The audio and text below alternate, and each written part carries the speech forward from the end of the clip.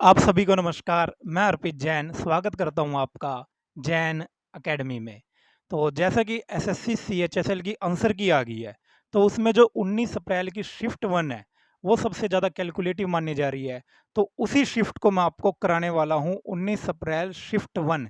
क्या वो वाक़ई कैलकुलेटिव है या उसके 2, 4 या 5% कैलकुलेटिव थे, बाकी हम आसानी से कर सकते थे? वो आपको मैं पूरा एनालाइज़ इस वीडियो में कराने वाला हूं। तो शुरू करते हैं भाई अपने फर्स्ट क्वेश्चन से, एसएससी सीएचएसएल 19 अप्रैल की शिफ्ट 1 से। तो करते हैं भाई हम अपने पहले सवाल को। बोर्ड पे इंग्लिश में लिखा हुआ है, मैं आपको हिंदी में इसका ट्रांसलेट करके बता दूंगा, क्योंकि अगर दोनों लैंग्वेज में लिखेंगे तो फिर इतना आ नहीं पाएगा। तो हिंदी में मैं आपको बता दूंगा। इंग्लिश में लिखा हुआ है, a sum of 11,236 is divided among A B C such that the ratio of A and B is 3:5 and the ratio of A and C is 4:7। Share of B बताना है। तो कोई एक सम है हमारे पास, जिसे 3% में हमने विभाजित कर दिया है, ए बी और सी।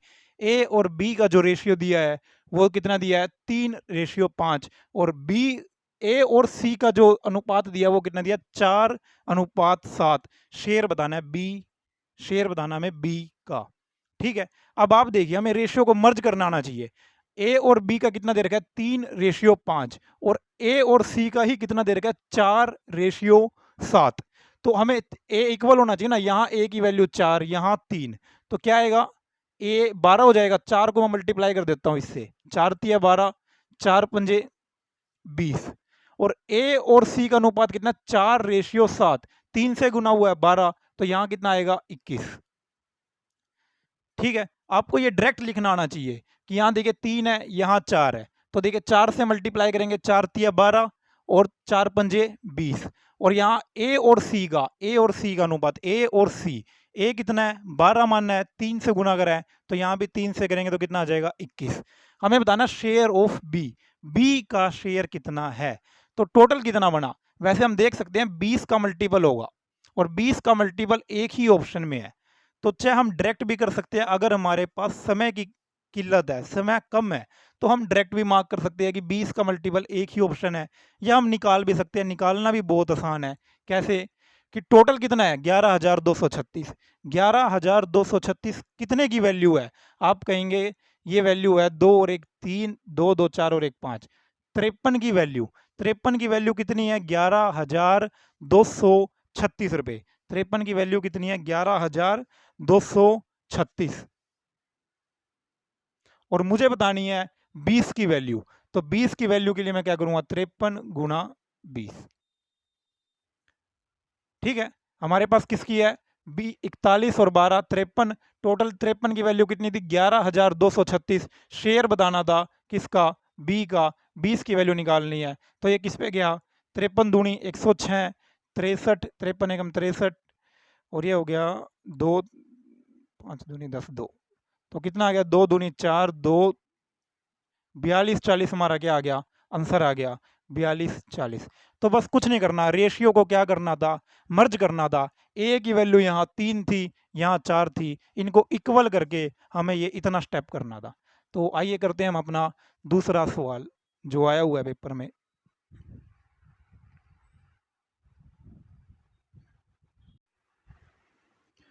ए B and C together can complete a work in x 30 and 45 days. B and C work together for 6 days. Remaining work was completed by A alone in 12 दिन। वैल्यू ऑफ एक्स बतानी है। तो कोई 3 बंदे हैं, ए B सी, वो अपना कितने दिनों में काम करते हैं, ए काम करता है एक्स दिनों में, बी काम करता है 30 दिनों में, और सी काम करता है 45 दिनों में। तो बी और सी ने कितने दिन काम करा, बी और सी ने 6 दिन लगातार काम करा। तो मैं क्या कर लेता हूँ, लेट कर लेता हूँ, हमारा क्या टोटल वर्क मैं मान लेता हूँ 90 होगा। मान लेता हूँ 90 मान लो, 180 मान लो, मर्जी है।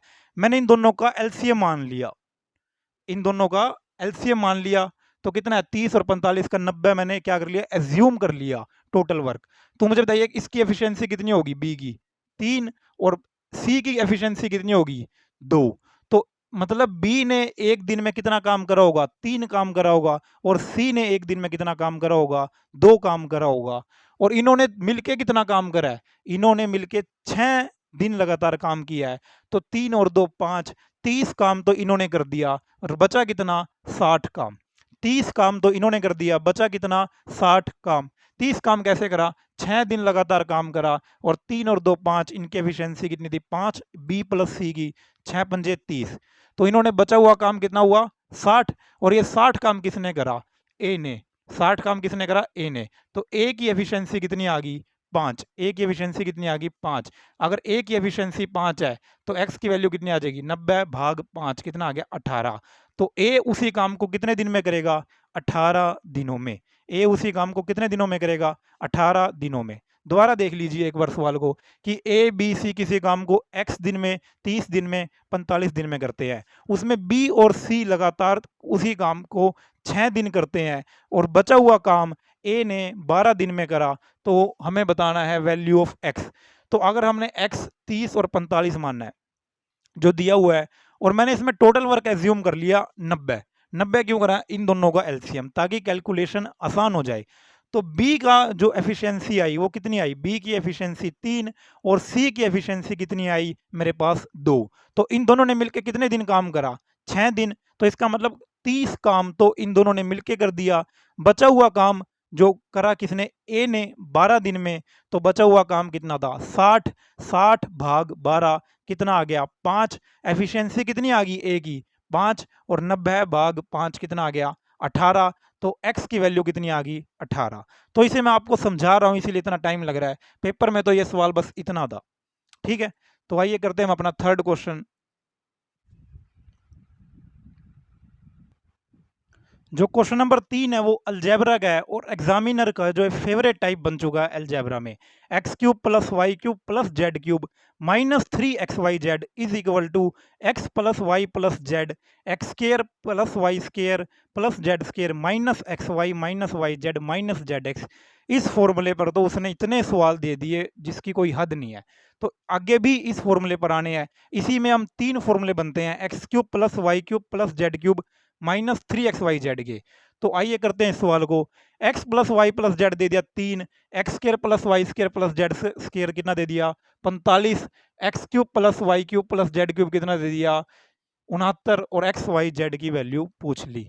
तो x cube plus y cube plus z cube लिख दिया माइनस 3xyz जो निकालना है, minus 3xyz is equal to x plus y plus z is equal to x plus y plus z जो कि 3 है।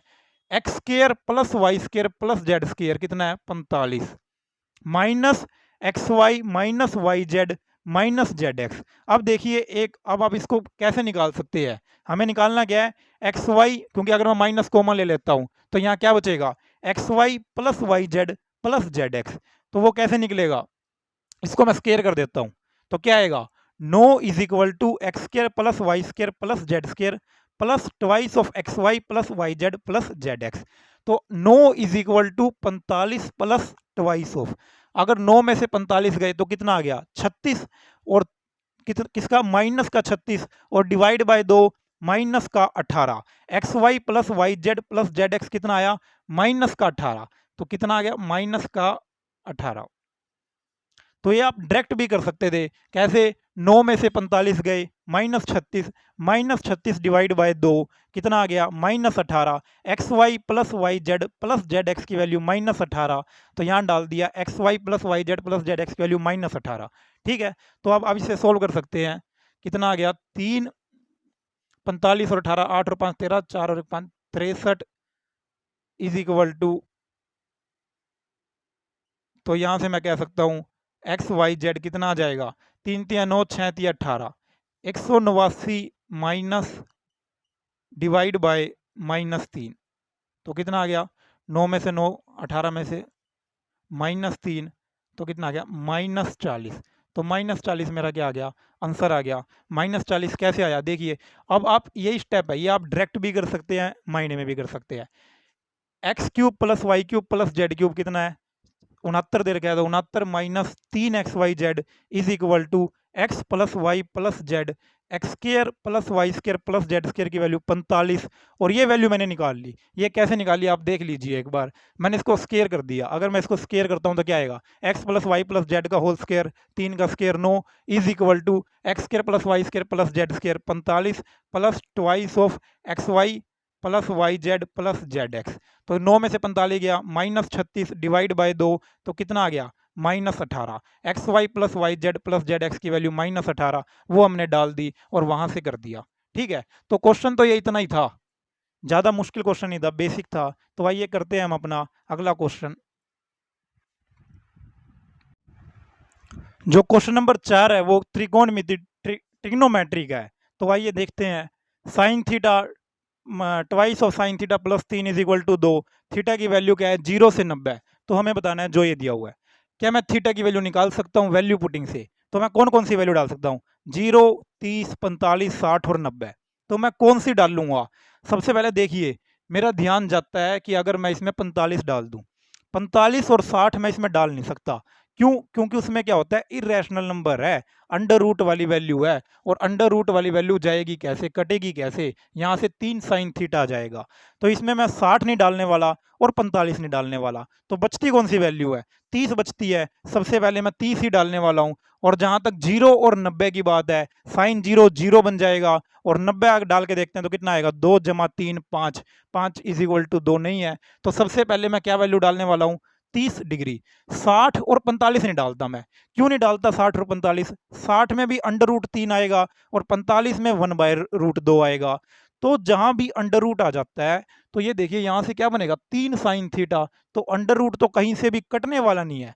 अगर वो नहीं कटेगा तो वो इज इक्वल टू 2 के बराबर कैसे आ जाएगा, यहाँ इरेशनल नंबर आएगा और यहाँ संख्या रैशनल नंबर है, 2 है। तो ये कभी आ ही नहीं सकता। इसीलिए मैंने क्या करा, थीटा की वैल्यू सबसे पहले 30 अजमाई। क्या थीटा 30 है? और उसको चेक कर लेते हैं कैसे। 1/2,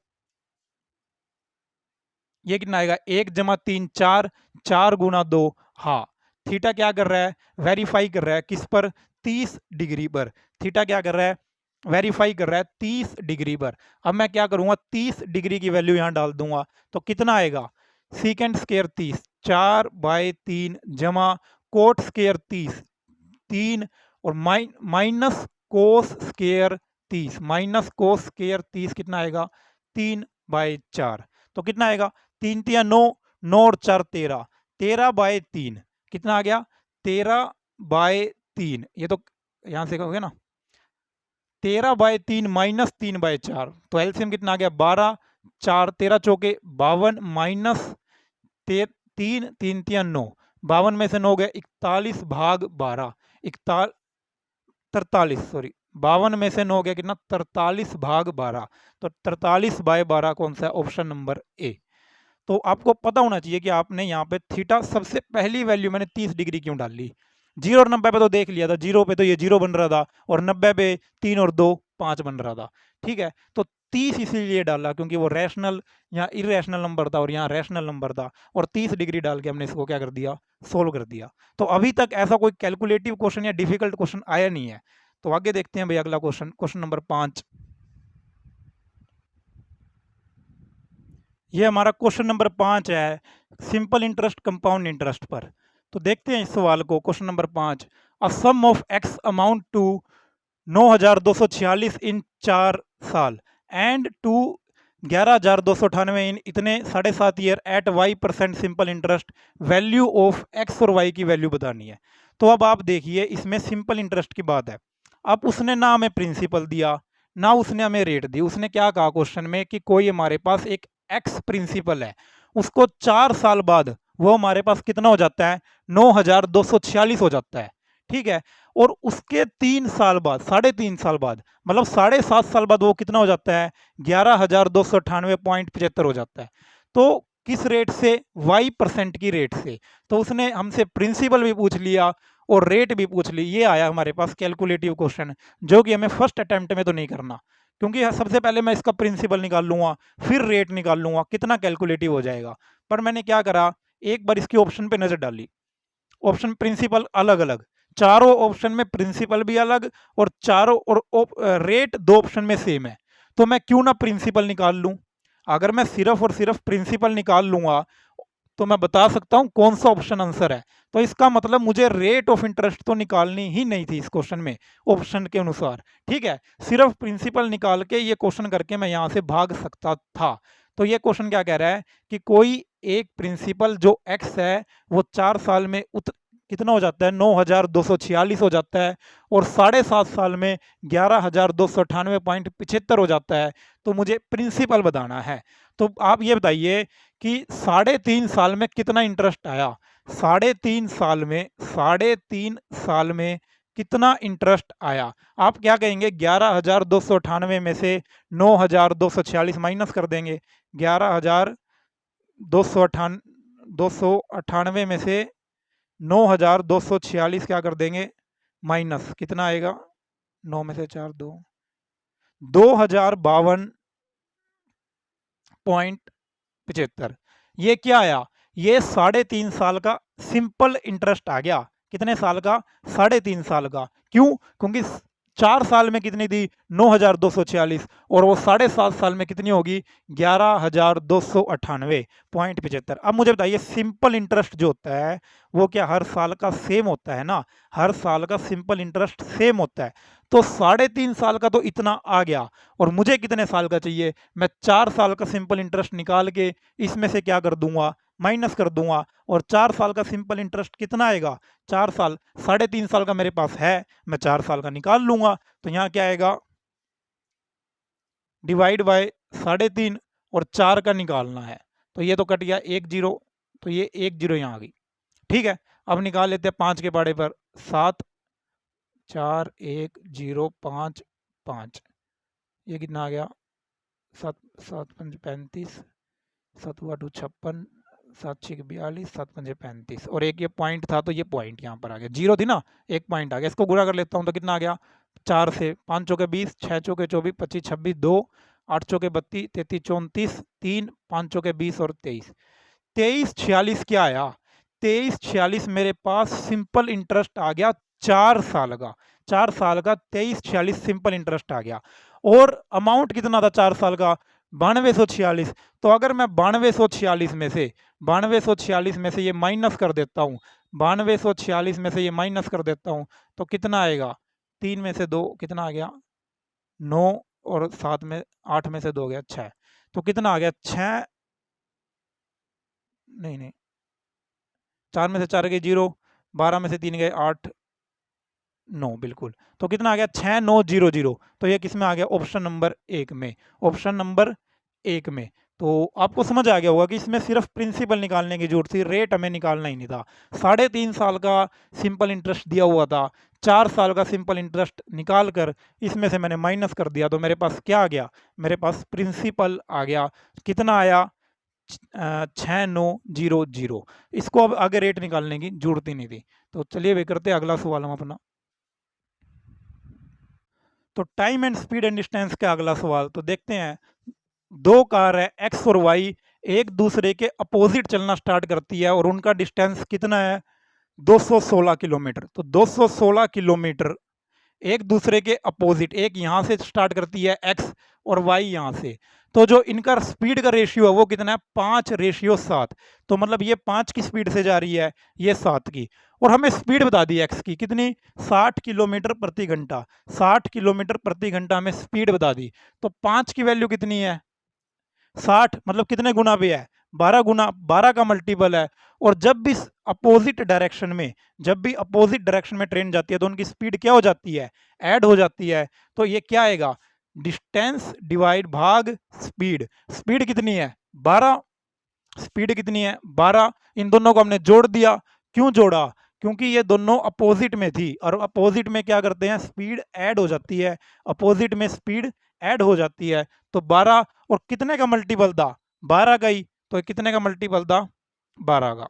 तो कितना आ गया, 12 एकम 12, और 12 8 96, तो कितना आ गया, 1.5 घंटे बाद ये ट्रेन क्या करेंगी, आपस में मिलेंगी। मतलब 90 मिनट बाद ये ट्रेन आपस में मिलने वाली है। तो ये तो बहुत आसान क्वेश्चन था। चलिए करते हैं भाई अपना नेक्स्ट क्वेश्चन हमारा।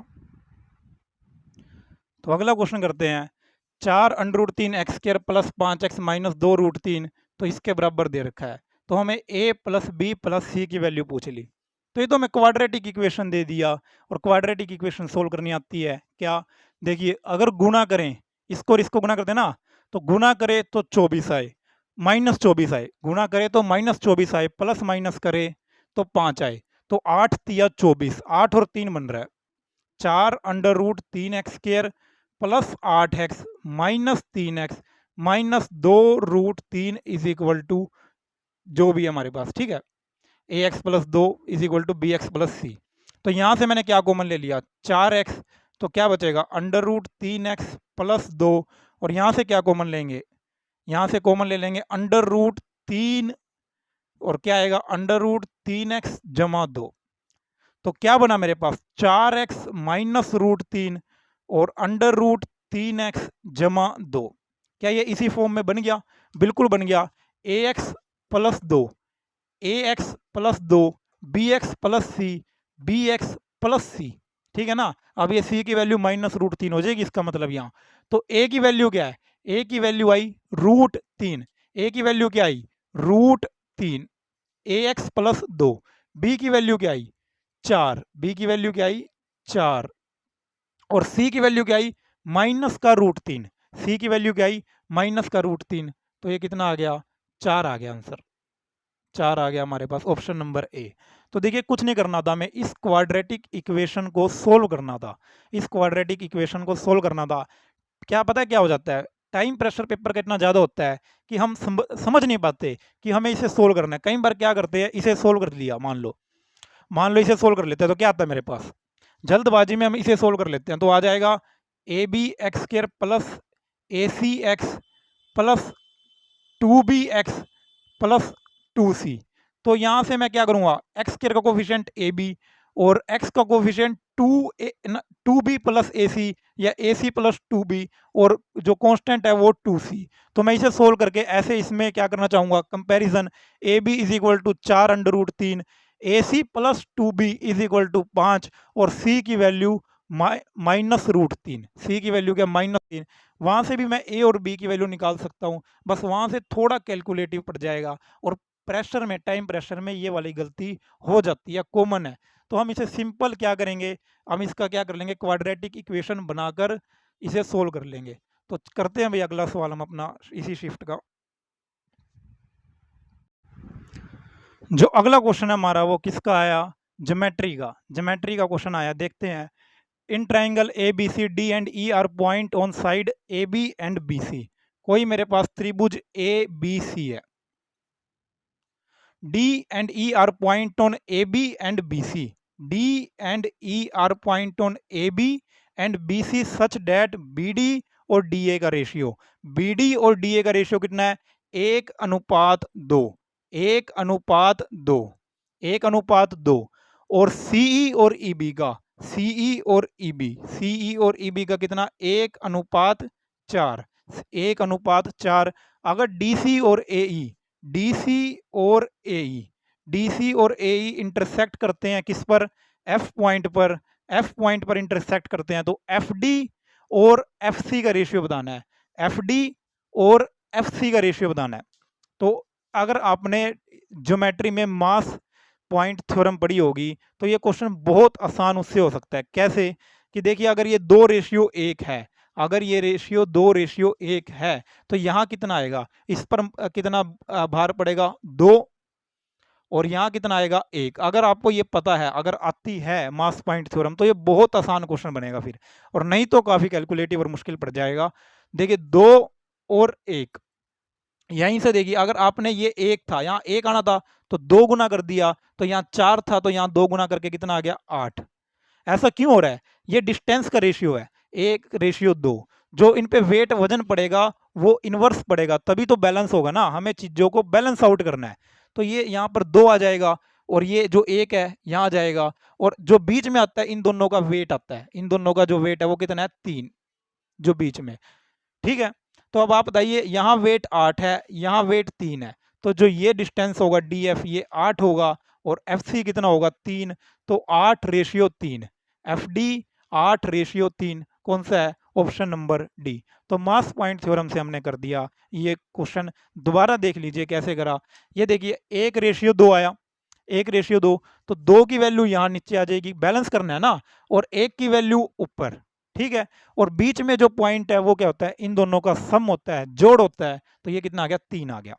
और वैसे ही देखिए 1 है, यहाँ पर मैंने 2 ले लिया, तो मतलब 2 गुना वैल्यू कर दी। तो यहाँ जो 4 आना था वो मैंने कितना कर दिया, 8 कर दिया। तो ये 8 आ गया, ये 2 आ गया। और यहाँ पर 8 है, यहाँ पर 3 है, तो जो ये रेशियो होगा, ये 3 यहाँ पर आ जाएगा और 8 दूसरी साइड। तो क्या बनेगा, 8:3, 8:3। तो मुश्किल तो अभी कुछ भी नहीं आया, पर ये कैलकुलेटिव चल रहा है और टाइम का प्रेशर तो होता ही है हमारे पास। तो अगला क्वेश्चन करते हैं भाई।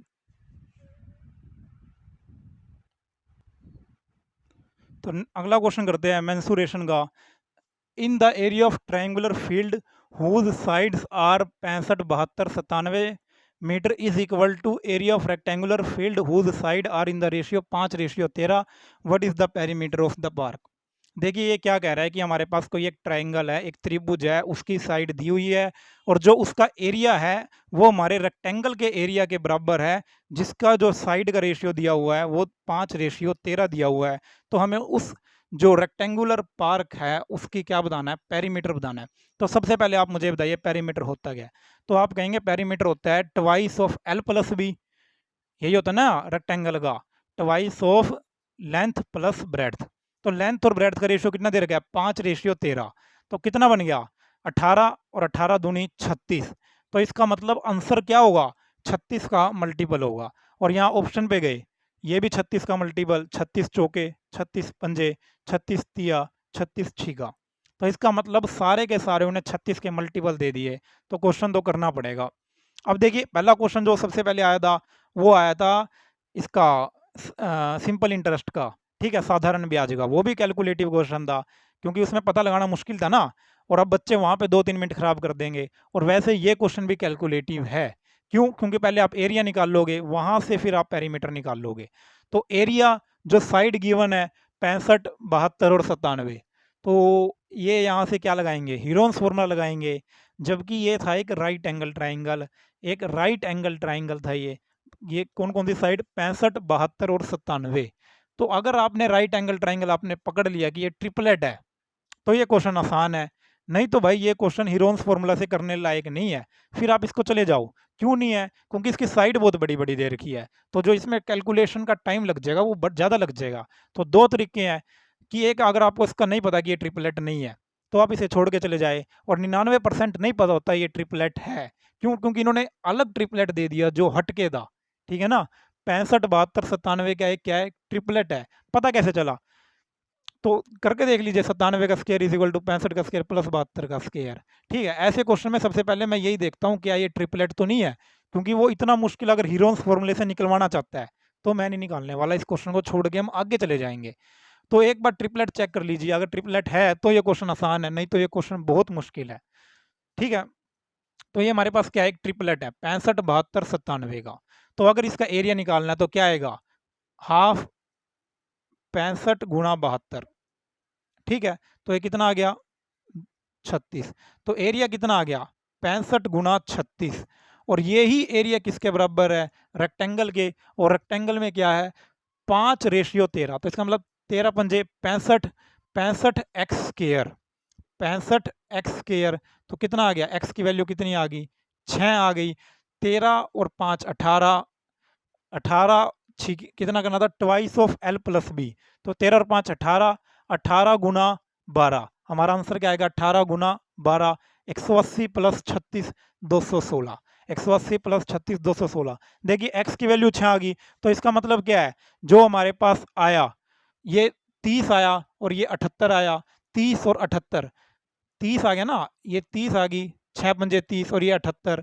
और निकालना क्या है, ट्वाइस ऑफ 2 गुना एल प्लस बी का। एल प्लस बी कितना है, 98, 108, 108 गुना 2, 216। 216 हमारा आंसर आ गया। और यही बात अगर आपको ये नहीं पता ना, ये ट्रिपलेट नहीं है, तो ये क्वेश्चन बहुत टफ पड़ेगा, कैलकुलेटिव पड़ेगा, मतलब टाइम ले लेगा, कर तो लोगे, टाइम ले लेगा। नहीं तो ये क्वेश्चन बहुत आसान है, यहाँ से तो एक ही लाइन का है। तो आप चेक भी कर सकते थे वैसे, 97 का स्केयर करके 65 का स्केयर प्लस 72 स्केयर आ रहा है नहीं आ रहा। इसका एक जो मैं आसान मेथड में आपको बता सकता हूँ, देखिए सबसे पहले मैंने सबसे बड़ी रकम वो ले ली 97, 97 का 7 में अगर मैं स्केयर करूंगा तो यूनिट डिजिट क्या आएगी, 9 आएगी।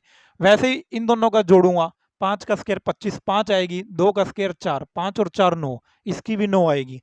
तो इसका मतलब मैं चेक कर सकता हूँ, तो मतलब इसका ये राइट एंगल ट्राइंगल ट्रिपलेट हो सकता है। तो मैं फिर इसको पूरे को चेक कर लूंगा कि 97 का स्केयर जो है क्या वो 65 का स्केयर प्लस 72 का स्केयर के बराबर है या नहीं। अगर है तो फिर ये क्वेश्चन इतना सा है, नहीं तो फिर ये हीरोन्स फॉर्मूले से बहुत बड़ा है। देखिए पेपर इतना मुश्किल नहीं आया, पर पता है क्या, टाइम प्रेशर की वही बात, प्रेशर की, और कैलकुलेशन तो इन्हें दे ही दी, कैलकुलेटिव कर ही दिया। तो इतना टाइम जो लग रहा है, मैं आपको हर एक क्वेश्चन डीप में समझा रहा हूँ, इसीलिए इतना टाइम लग रहा है। तो करते हैं भाई अगला क्वेश्चन। तो अगला क्वेश्चन आ गया हमारा बोर्ड मास का। बोर्ड मास का भी वो एक क्वेश्चन तो देगा ही देगा, क्यों देगा, क्योंकि पता है कैलकुलेशन, कैलकुलेटिव बनाना पेपर, तो बोर्ड मास का एक क्वेश्चन दिया जाए, क्योंकि इसमें तो टाइम लगना ही लगना है। ठीक है, तो आइए करते हैं इस क्वेश्चन को। ये क्या बनेगा, 6 × 3 / 8। तो बोर्ड मास आपको पता होना चाहिए, सबसे पहले ऑफ सोल्व होगा, सबसे पहले तो वैसे ब्रैकेट सोल्व होगी, फिर ऑफ होगा, तो हमें देखना है। देखिए 6 × 3, 8×6 = 48 डिवाइड बाय 48 माइनस 6 भाग, पहले तो इसे सोल्व कर लेते हैं। चल लिख लिए 6/4, गुणा में कितना था, देखिए गुणा में कितना है, -2, -2 प्लस 5 माइनस 6×3 = 18, 3 × 4/18। तो सबसे पहले बोर्ड मास से, बोर्ड मास से मैंने किसे सोल्व करा, ब्रैकेट को ऑफ, डिवीजन, मल्टीप्लाई, एडिशन और सब्ट्रैक्शन। ठीक है, तो आइए इसको करते हैं फिर। 6×8 = 48 और 3/8 माइनस माइनस माइनस क्या हो गया, प्लस कितना आया, 2 और 3, तो ये 3 आ गया, 2 दूनी 4, 2, 2 तिया 6, माइनस माइनस क्या हो गया, प्लस हो गया, प्लस का 5 माइनस 3 छिके 2/3 -2/3। तो अब आप इसे सोल्व कर सकते हैं एलसीएम से, एलसीएम ले लीजिए या फिर ये डायरेक्ट कर लीजिए। 5 और 3 कितना हो गया, 8 हो गया। चाहे फिर डायरेक्ट एलसीएम ले लीजिए, कैसे भी कर लीजिए। 8 तिया 24, 3 3 तिया 9, 24 तिया 72 प्लस 24 तिया 4 तिया 12, 3 72 प्लस 24 पंजे 5 चौके 20, 5 दूनी 10, 2 12 माइनस 8, 8 दूनी 16। जो भी इसे सोल्व करके आएगा वो हमारा क्या हो जाएगा, आंसर हो जाएगा। तो कितना आएगा, 120 में से 16 गए, 104, 104 जमा 9, 113, 113 जमा 72, 3 और 2 5, 8, 185/24 क्या आ गया, हमारा आंसर आ गया 185/24। ठीक है, तो डायरेक्ट सिर्फ कैलकुलेशन करनी थी स्टार्टिंग से लेके एंड तक। तो करते हैं भाई अपना अगला सवाल फिर हम अपना। तो जो हमारा अगला क्वेश्चन है वो ट्रिग्नोमेट्री का है। तो देखिए ट्रिग्नोमेट्री का जो ये क्वेश्चन है, अगर आप इसे वैल्यू पुटिंग से करना चाहें तो आप इसे वैल्यू पुटिंग से भी कर सकते हैं, अगर आप इसे बेसिक से करना चाहें तो बेसिक से भी कर सकते हैं।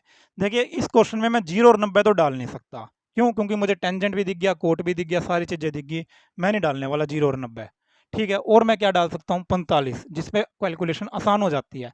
45 से मुझे ऑप्शन सेम दिख गए, 2 ऑप्शन सेम आएंगे भाई, कौन रिस्क ले, कहीं 45 डाल लें भी और ऑप्शन सेम आ जाए। कई बार हम रिस्क ले भी लेते हैं, ठीक है ना, फिर भी सोचते हैं चलो रहने देते हैं।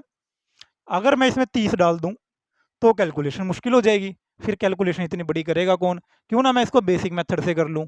ठीक है ना, और बेसिक मेथड से कितना देखते हैं, जैसे ये क्या आ जाएगा 1 + cos थीटा, ये क्या आ जाएगा, सबको मैं कोस और साइन में लेके जा रहा हूँ, तो ये क्या आ जाएगा 1/sin minus cos/sin 1/cos, 1/cos। तो क्या आएगा, देखिए अब यहाँ से देखिए 1 + cos 1 - cos, तो क्या बनेगा, यहाँ से एलसीएम लेके नीचे साइन थीटा आ जाएगा, और ये 1 - cos, 1 - cos 1 + cos 1 - cos square theta, और ऊपर क्या आ जाएगा साइन स्क्वायर थीटा, और एक साइन थीटा कैंसिल हो जाएगा, ऊपर क्या बचेगा साइन थीटा, और नीचे क्या बचेगा कोस थीटा। ठीक है, दोबारा देख लीजिए, एक 1 + cos theta 1 - cos theta 1 minus cos square theta बन जाएगा। और 1 माइनस कोस स्क्वायर थीटा क्या होता है? Sign square theta. Sign square theta divide by sine theta cos theta. तो क्या बचेगा? Sine theta divide by cos theta. अब इसे सोल्व करते हैं। इसे सोल्व करके क्या आएगा? Sine theta 1 minus sine theta, ये क्या बनेगा? 1 by cos plus sine by cos. तो यहाँ देखिए 1 minus sine 1 plus sine, 1 minus sine square theta और 1 minus sine square theta cos square theta. तो ऊपर बचा कोस स्क्वायर थीटा गुणा में साइन थीटा भाग कोस थीटा। तो क्या बचेगा? क्या बचेगा? एक तो कोस थीटा तो कैंसिल हो जाएगा, कोस स्क्वायर थीटा वाला, एक कोस थीटा, तो cos theta sine theta, cos theta. तो अगला सवाल है, अगर x प्लस 1/x√7 है तो हमें ये निकालना है x square plus 1 divide by x की 4 जमा 1/x की 4। तो देखिए इसमें क्या करूँगा, मैं यहाँ भी x से डिवाइड कर लेता हूँ और यहाँ भी x से डिवाइड कर देता हूँ। x से दोनों तरफ भाग कर देता हूँ, न्यूमिनेटर को भी और डिनोमिनेटर को भी। अगर मैं x से भाग कर देता हूँ तो मेरे पास क्या आएगा? यहाँ पे आएगा x जमा 1/x, x प्लस 1/x, और डिनोमिनेटर में क्या आएगा? X cube plus 1/x³। Denominator में क्या आएगा? X cube plus 1/x³। अगर x प्लस 1/x√7 है तो ऊपर तो डायरेक्ट आ गया √7, और नीचे क्या चाहिए? x³ plus 1/x³। तो क्या आएगा? k³ minus 3k, k³ minus 3k। तो √7 का क्यूब क्या आएगा? 7 √7 माइनस 3k माइनस 3 √7। तो क्या बचेगा? 4 √7, 4 √7। तो आंसर क्या आ गया?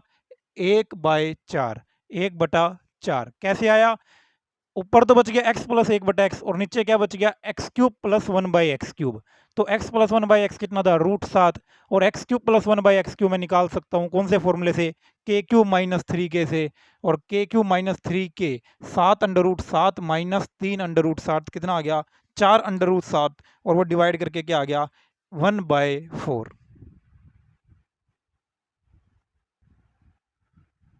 जो अगला क्वेश्चन है वो हमारा प्रॉफिट लॉस का है, लाभ और हानि का।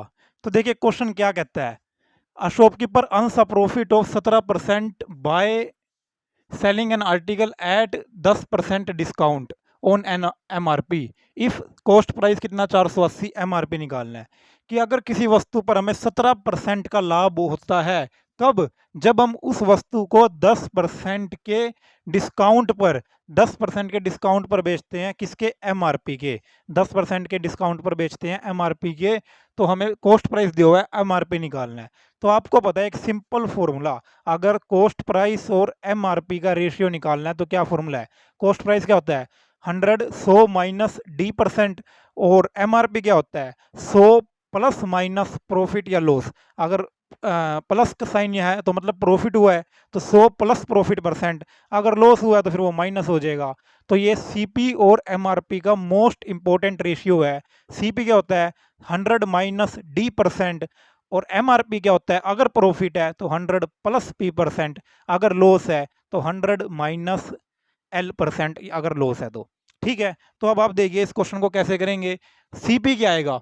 100 माइनस D%, CP आएगा 90, और MRP क्या आएगा? 100 प्लस P%, 117। 100 plus P% 117। तो अगर मैं इसको सोल्व कर लेता हूँ तो क्या आएगा? 10 रेशियो 9 13, 10 रेशियो 13। अगर CP 10 है तो MRP कितना है? 13। पर CP है कितना? 480, 48 गुना। CP कितना है? 48 गुना। तो MRP भी क्या होगा? 48 गुना। तो अगर मैं इसको 48 से गुना कर देता हूँ तो कितना आएगा? हम देख लेते हैं। 48 गुना 13, 8 तिया 24, 4 तिया 12, 624। तो मेरा क्या आंसर आ गया? 624 हमारा आंसर आ गया। कितना आसान क्वेश्चन था। पिछला क्वेश्चन भी कितना आसान था। शिफ्ट में कैलकुलेटिव क्वेश्चन आए हैं, पर गिने चुने कैलकुलेटिव क्वेश्चन थे 3 या 4। अगर हमें उन्हें छोड़ना आ गया तो मतलब शिफ्ट काफ़ी अच्छा, हम इसमें 20 के करीब क्वेश्चन को ठीक कर सकते हैं। ठीक है, तो करते हैं भाई अगला सवाल हम। देखिए अगला सवाल जो हमारा प्रतिशत का है, परसेंटेज का है। अगला सवाल हमारा क्या कहता है कि the price of an article is increased by 5% every year, हर साल किसी वस्तु का जो रेट है, प्राइस है, वो 5% 5% बढ़ता है। मान लो पहले साल 100 है, तो अगले साल 105, फिर 5% और बढ़ गया, मतलब सक्सेसिव इंक्रीज हो रहा है। If the difference between the price at the end of second and third year is, जो डिफरेंस दिया है, जो 2 साल बाद और 3 साल बाद प्राइस होना है, उसका डिफरेंस कितना दिया है सेकंड एंड थर्ड ईयर का, 52.50। What will be the value of first year price, what will be the value of first year price, पहले साल की वैल्यू बतानी है।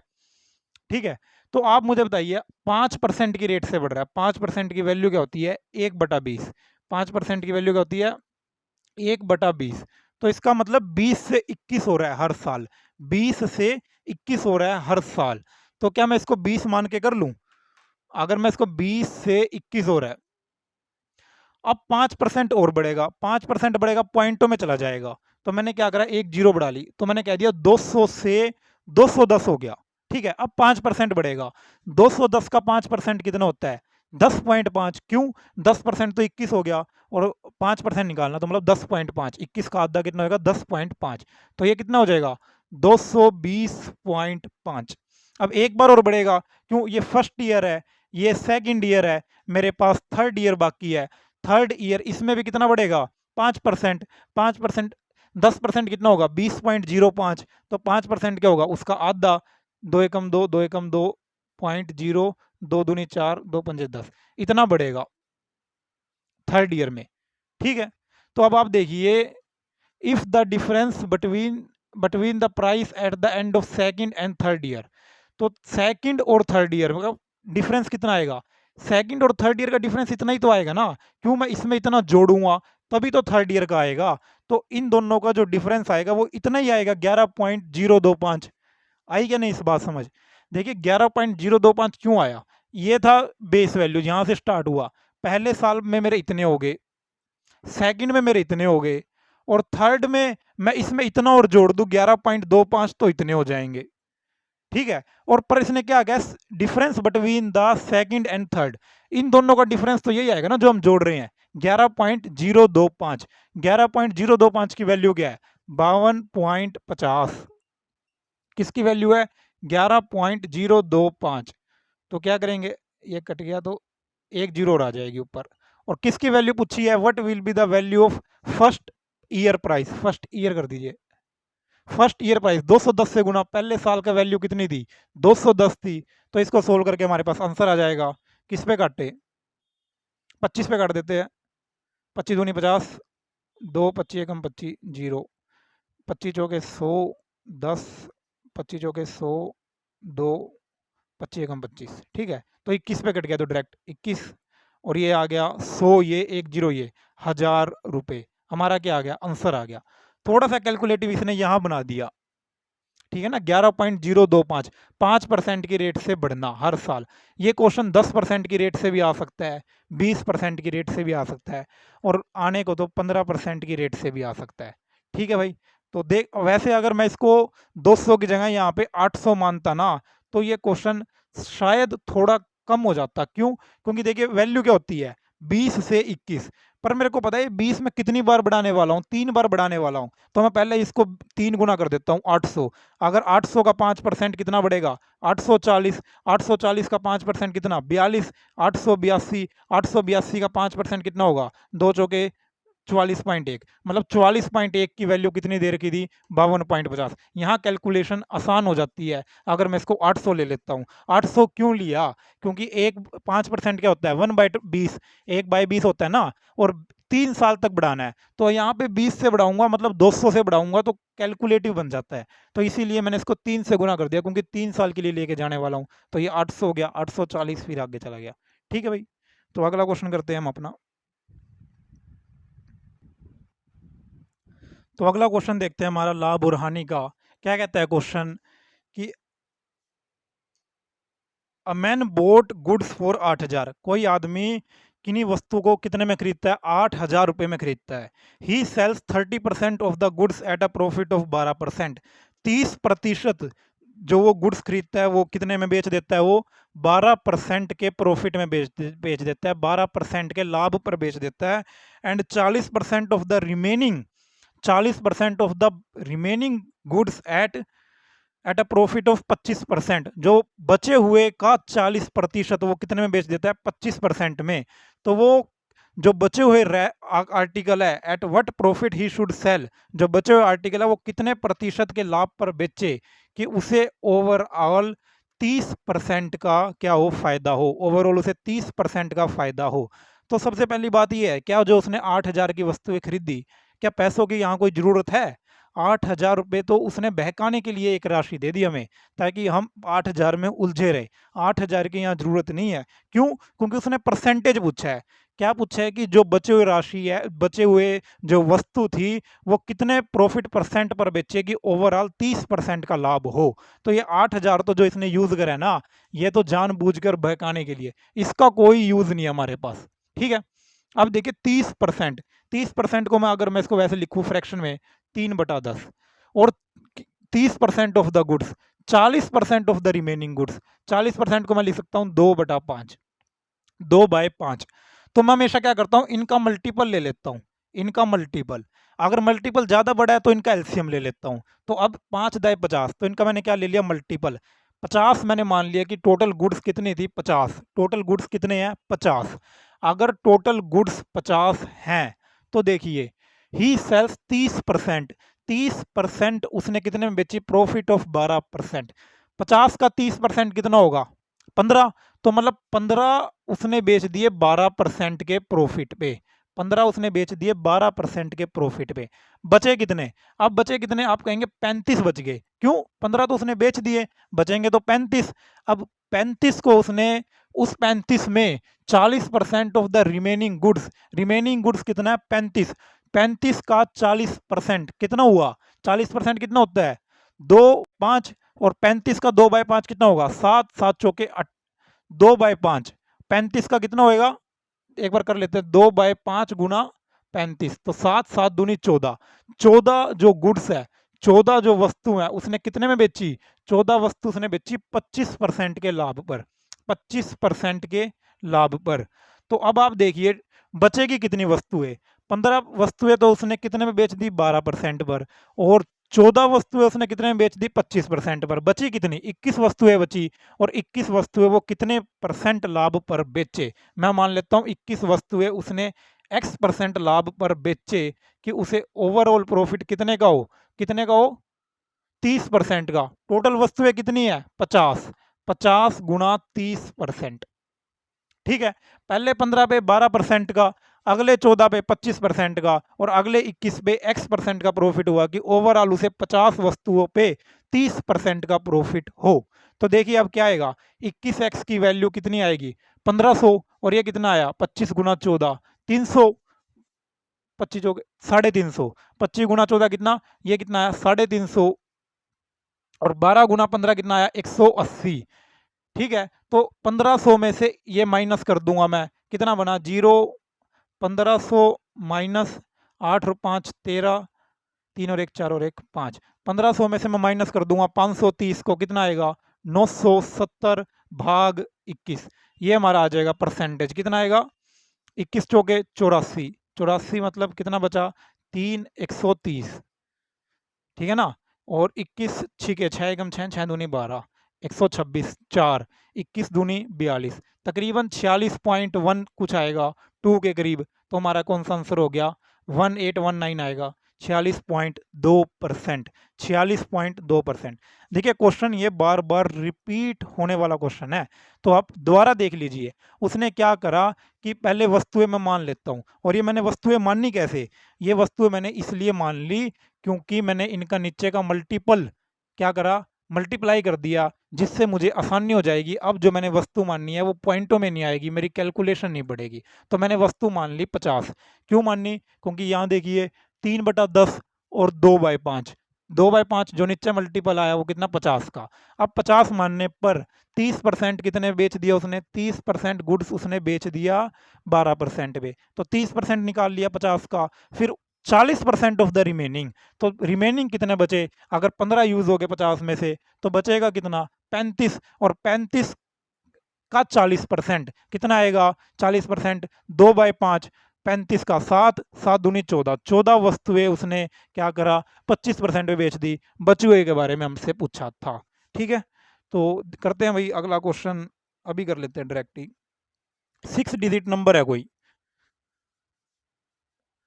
बार बार वीडियो पॉज करनी पड़ती है क्योंकि अगर इतना बड़ा क्वेश्चन लिखेंगे ना तो सारा टाइम क्वेश्चन लिखने में ही रह जाता है। तो आखिरी ही क्वेश्चन है, 6 डिजिट नंबर है हमारे पास कोई, 6 डिजिट नंबर क्या है, 537 XY5, 537 XY5 किससे भाग हो रहा है ये 125 से। अगर ये 125 से भाग होता है, 6 डिजिट नंबर अगर ये 125 से भाग होता है तो how many 6 digit number are there, तो कितने 6 डिजिट नंबर है, how many 6 digit number are there. Option क्या है, 2 5 3 4, 2 5 3 4। तो इसने कहा है कि अगर कोई हमारे पास एक 6 डिजिट का नंबर है जो 125 से भाग होता है तो वो कितने ऐसे 6 डिजिट के नंबर पॉसिबल हैं जो एक्स वाई की वैल्यू पे कि जो 125 से भाग होते हों। अब 125 से भाग होने के लिए हमारे पास एक क्या है, हमारे पास एक कंडीशन होनी चाहिए 125 से भाग होने के लिए। क्या कंडीशन है वो हमारे पास, कि लास्ट थ्री डिजिट जो हैं वो क्या होने चाहिए 125 से भाग होने चाहिए। ठीक है ना, अगर 5 से भाग करना है तो लास्ट डिजिट, अगर 25 से भाग करना है तो लास्ट 2 डिजिट, और अगर 125 से भाग करना है तो लास्ट 3 डिजिट किससे भाग होनी चाहिए 125 से। तो इसका मतलब एक्स वाई जो ये किससे भाग होना चाहिए, एक्स वाई 5 125 से भाग होना चाहिए। अगर एक्स वाई 5 एक्स वाई और 5 125 से भाग होता है तो इसका मतलब वो डिजिट क्या हो गया, ये 6 डिजिट नंबर वो भाग होगी 125 से। तो सबसे पहले देखिए आखिरी डिजिट क्या आ रही है, आखिरी आप कहेंगे 5 आ रहा है। अगर आखिरी 5 आ रहा है तो 125 को अगर मैं इवन नंबर, अगर मैं 125 को इवन नंबर से मल्टीप्लाई करूंगा तो वो आखिरी डिजिट क्या देगा, 0 देगा। तो इसका मतलब मैं 125 को इवन नंबर से मल्टीप्लाई करके तो चेक करूंगा नहीं क्योंकि वो 0 दे देगा। अगर मैं 5 को 2 से गुना करूंगा तो 0 दे देगा, 4 को करूंगा तो यूनिट डिजिट 0 दे देगा, 6 से करूंगा 0 दे देगा, और चाहिए क्या 5। तो इसका मतलब मैं सिर्फ ओड नंबर से मल्टीप्लाई करके देख सकता हूँ, ओड 1 3 5 7 और 9। अगर मैं 1 से करता हूं तो क्या आ जाएगा 125, इसका मतलब है एक्स और वाई की वैल्यू क्या आएगी 1 और 2, पहला नंबर तो मिल गया 125। अगर मैं 3 से करता हूं तो कितना आएगा 375, 375। तो इसका मतलब पहला नंबर तो 125, दूसरा नंबर 375, ये भी भाग होता है। अगर मैं 125 को 5 से करूं तो कितना आएगा 12 पंजे 60, पंजे पंजे 25, 625, 625 ये भी भाग होता है एक्स वाई, एक्स की वैल्यू 6 वाई की वैल्यू 2। अगर मैं 7 से भाग करूं तो कितना आएगा 12 7 84, 7 पंजे 35, तो कितना आ गया 800, 875, 875। तो x की वैल्यू कितनी 8, y की वैल्यू कितनी 7, ठीक है 875। अब देखिए अगर मैं इसको 9 से मल्टीप्लाई करूं, कुछ बच्चों ने क्या करा कि ओड नंबर जितने हैं उतने 5 पे लगाया है कि 5 नंबर ओड है और हमारे पास आंसर आ जाएगा। नहीं, गलत है ऑप्शन बिल्कुल। क्यों, क्योंकि अगर मैं इसको 9 से गुणा करता हूं तो मेरे पास क्या आता है 12 नी में 108, 1080 और 45, 1080 और 45 कितना 2025। क्या ये 3 डिजिट बनेगा, 2025 क्या 3 डिजिट नंबर है, 4 डिजिट नंबर है 2025। तो इसीलिए मैं 9 से तो गुना करने वाला नहीं हूँ। इसके आगे के डिजिट तो फिक्स है ना, आगे के तो 537 है, इसको तो मैं चेंज कर ही नहीं सकता, सिर्फ और सिर्फ इस एक्स और वाई को चेंज कर सकता हूँ। और अगर मैंने इसको 9 से गुना करा और जो 2025 आया तो मेरे को ये डिजिट चेंज करनी पड़ेगी, ये तो फिक्स हैं। तो एक्स वाई की वैल्यू जो होगी वो 125 को 9 से मल्टीप्लाई करूंगा वो वैल्यू नहीं मान सकता क्योंकि वो 4 डिजिट आ रही है और मुझे लास्ट में 3 डिजिट चाहिए। तो अगर मैं गुना 1 3 5 7 से करता हूं तो ही वो नंबर पॉसिबल है। तो इसका मतलब 4 ऐसे 6 डिजिट नंबर पॉसिबल हैं जो 125 से भाग होते हैं, 4 ऐसे 6 डिजिट नंबर पॉसिबल हैं जो 125 से भाग होते हैं। अब इसी क्वेश्चन में वो एक्स और वाई की कई बार वैल्यू पूछ सकता था कि एक्स की वैल्यू मैक्सिमम होनी चाहिए, वाई की वैल्यू मिनिमम होनी चाहिए। अगर क्वेश्चन आ जाए कि किस वैल्यू पे, कि एक्स मैक्सिमम, एक्स की मैक्सिमम वैल्यू बताइए और वाई की मिनिमम वैल्यू बताइए, तो आप क्या बताएंगे कि एक्स की मैक्सिमम वैल्यू कहाँ आ रही है, एक्स की मैक्सिमम वैल्यू 8, ठीक है ना। वाई की तो पूछ ही नहीं सकता, अगर एक्स की मैक्सिमम पूछ ली तो वाई की मिनिमम क्या बनेगी फिर वहाँ 7। वैसे ही अगर वो पूछ ले वाई की मैक्सिमम वैल्यू, तो वाई की मैक्सिमम वैल्यू दो जगह आ रही है, 875 पे भी और 375 पे भी। तो ऐसे क्वेश्चन वो ट्विस्ट कर कर भी दे सकता है। तो कर लिया हमने पूरे के पूरे। सिर्फ इसमें मैंने आपको डीआई के क्वेश्चन नहीं कराए, क्योंकि वो पॉसिबल नहीं है इस बोर्ड पे कराना, क्योंकि वो डीआई बना ही नहीं पाएंगे हम। तो डीआई के 4 क्वेश्चन को छोड़ के मैंने 21 क्वेश्चन कराए, जिसमें से मुझे लगता है कि 3 या 4 क्वेश्चन थे जिसको आपको स्किप करके भाग जाना था। 3 या 4 क्वेश्चन थे जिन्हें आपको छोड़ के आगे चला जाना था।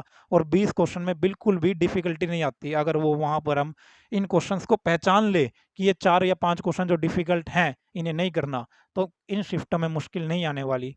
तो भाई आप